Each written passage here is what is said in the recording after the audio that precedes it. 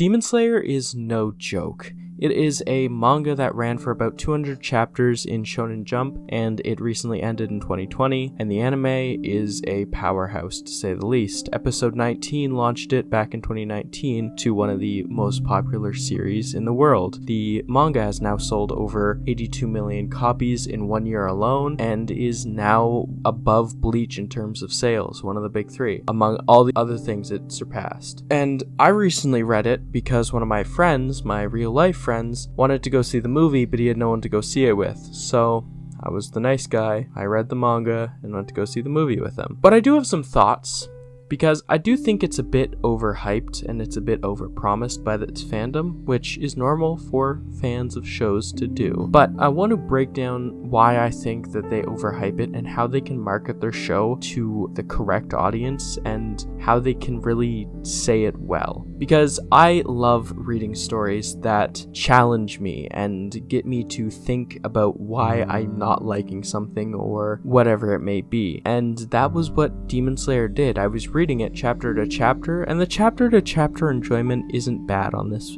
novel, on this graphic novel. It is fine. I read 200 chapters of it, it's fine. But overall, I gotta say that I didn't enjoy it. I gave it an 8 out of 10 when I first reviewed it on Twitter, but I bumped that down to a 5 out of 10 because I can't recommend this to anyone. Unless it was, say, the 80s and stories this simple were commonplace back then, I couldn't recommend this to anyone in good faith and kind of think that they would want to take any more of my recommendations. And I get it, if it was an ultra casual fan, then maybe, yeah. But I think that Demon Slayer's overly simple narrative structure really lends itself to a simplicity that is too simple. And what I mean by that is narrative structure is how the stories are constructed, how the narrative is constructed. Basically, that triangle thing, the story pyramid you learned in school, where there's a line, triangle, another line, and then another line. That's basically it. But this one has kind of,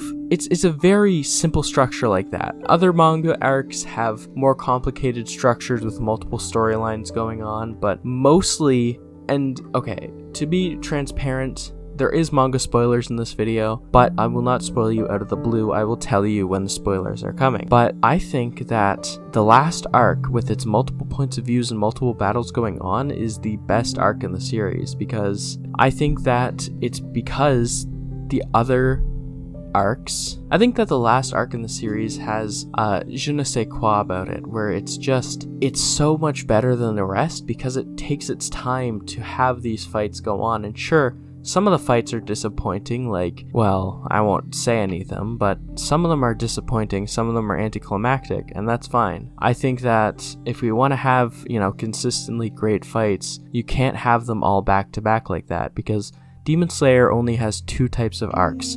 It has the fighting arc and the training arc. No in between. There's nothing separating them. And the only thing is that when you're in a fighting arc, it lasts long. And when you're in a training arc, it lasts long. The difference is, in a fighting arc, it's constant fights.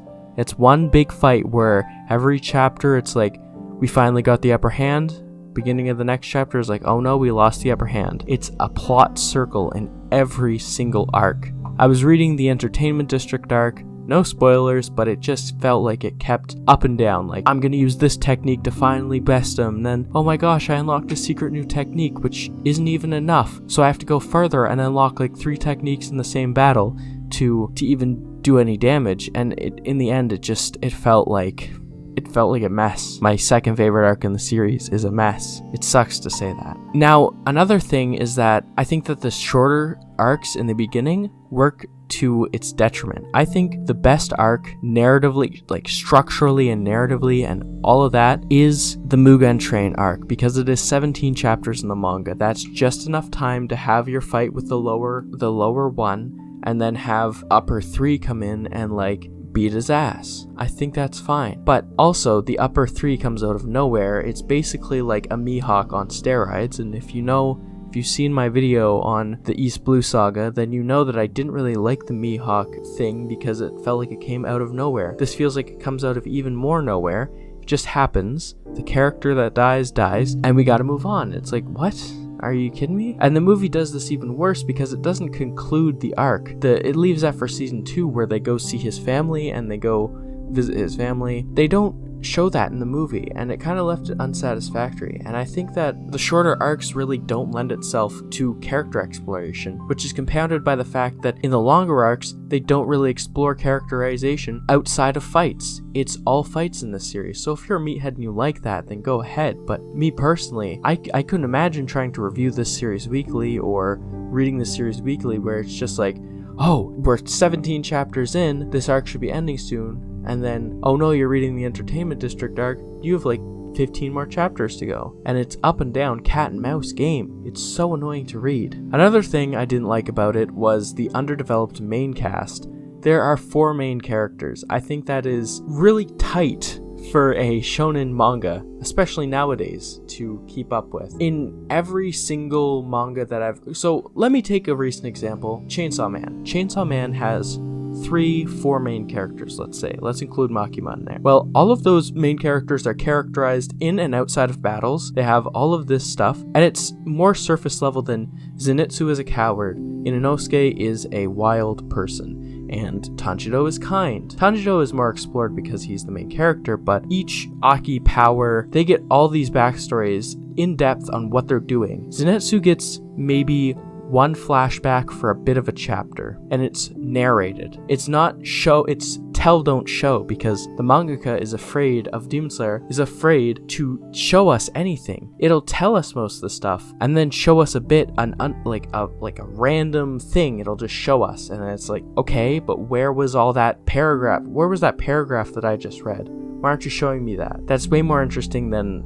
these kids running around. I don't get why they won't show us anything in flashbacks. Like, you read any volume of like One Piece that has a flashback in it, and you're transported to a whole different time, a place where it's not just, if One Piece was written by the Demon Slayer mangaka, Robin's backstory would feel more like this. I was just a child when Ohara burned down. My mother was not there, and it would sound really boring because they would tell you everything, then show you the kids bullying her, and then they would show you, the Marines murdering everyone else, and be like, yeah, that's my childhood. What is that? What the fuck even is that? The reason why Robin, Odin, all these flashbacks work so well is because Oda understands that he has to show us these cool moments, not just tell us about them. And this mangaka doesn't get that. You can have this work, but it just doesn't in this manga. And I'd hate to see the anime have to voice it over. Listening to stuff and just seeing like flashes of like images and like scenic shots are not what I want to watch. Even if I did watch this anime, which I'm not going to, especially not after this. So another thing is, I think that the whole thing of everyone having a brother in the show, it just comes down to the narrow focus of the show. I found that they didn't explore any character through with thorough depth. It was just, hey Muzan, you killed my brother, mother, or sister, and now I want revenge. Whatever. It was just that, basically. No further things. No, and I get it. Fine. It's because the major theme of the story is family, and everyone has a sister just like Tanjiro, but they lost theirs. Tanjiro has an opportunity to redeem his and get a cool life, but it just feels like every character has the same motivation. Even the demons are like, yeah, my sister got killed, and then I was killed, and then I was driven crazy by being a demon, and I want power now. Oh yeah, I did have a brother, or I was raised in a cult, or everyone has a brother in this goddamn show. Man, it's hard to read because you want to get to know these characters, but the characters are like, his sibling's death really affected him. Oh, and then he completely changes his personality after he's introduced. Okay, thumbs up, cool. And some of them were fun. I like Tengen, I like Rengoku, I like these guys. Fine enough, they're cool. But I think that Rengoku is one of the better Hashiras because he's not just, yeah, I lost my brother. He is the lost brother. That is one of the best dynamics in the whole show. And the mangaka never repeats this, never does anything more than just, yep, brother. Oh, Tanjiro's here? Change of heart. Bam, that's the character development. It's not further. And I blame it on the rushed pace of the entire manga because they have these big jumps in time. It's like Tanjiro will get absolutely fucked up in a fight, and then it'll be like 4 months later. Instead of, showing us maybe like having a chapter or two of downtime, showing us some character interactions, getting some vital characterization for even just Zenitsu and Inosuke or Nezuko. Because we do not see those characters enough in the series, especially my next point, which is Nezuko. Nezuko isn't a character. She is a plot device for 90% of the runtime. It sucks. She's cute, sure. She's moe, sure. But she's nothing else. It's just bland. Flavorless. Like, it's like you eat something and the texture is nice, it feels good in the mouth, but you don't taste anything, and it's like you're thrown off by it having no taste but feeling okay to chew. It's not good. I don't like, and then she gets this berserker mode, and that's dropped. That's like, it's not dropped, but it just doesn't go anywhere. She doesn't become a fighter. She sits out.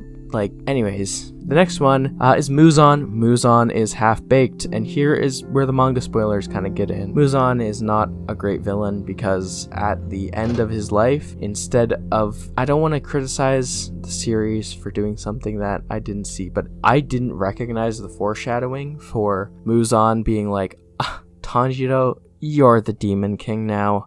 I need you as my successor. You'll be the one to conquer the sun. That dude was a selfish bastard who did not care about anyone but himself. So, I guess if he was saying, like, we'll fuse Tanjiro and I'll become, like, a ghost in your body, that'd be fine, and he got, like, sealed away or something, and Tanjiro had to be, like, carefully living all of his life until he finally died. That would have been cool, but he didn't. He just gave Tanjiro his powers and said, I'm dying, so you gotta continue the legacy. Okay, buddy. Okay, Muzan, you go off, man. As I mentioned before, there's too many time skips, I think. 4 months later, whatever, 3 years later, no characterization, just boom, time has passed. Let's get into Tanjiro. Like, develop the characters, please. Beyond, he has a sister, a sibling, a parent.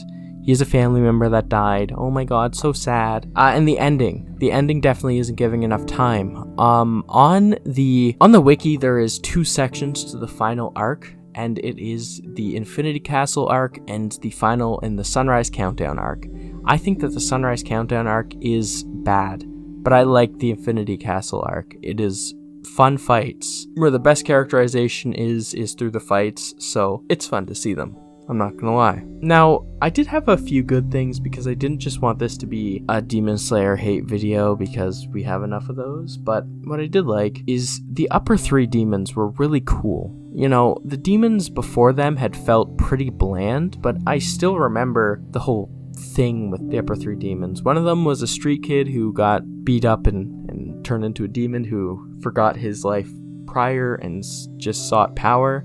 One of them was a cult-like figure who thought that by eating people he was saving them. And then the last was a swordsman, one of the first swordsmen, and one of the most powerful swordsmen ever, developing this mark. And I guess the swordsman mark is fine. It's kind of like explaining something that was going on with Tanjiro, which is like, oh, you do you, man. You go for it. Okay. Yeah, he had a special, okay. That's cool, yo. That's what that felt like. It didn't feel like, it didn't feel cool properly because it was like, by the way, all these characters you've gotten to meet, the pinnacle of the world, they all get marks. So it's not like, Tanjiro, Zenitsu, and Inosuke get marks, but the others are just so damn powerful that it doesn't matter. So weaker tier characters with marks could stand up with the Hashiras. No, it's just like all the Hashiras getting marks, and all the main cast are like basically Hashira level anyways, so it's fine. Like, just go with it, man. They trained really hard.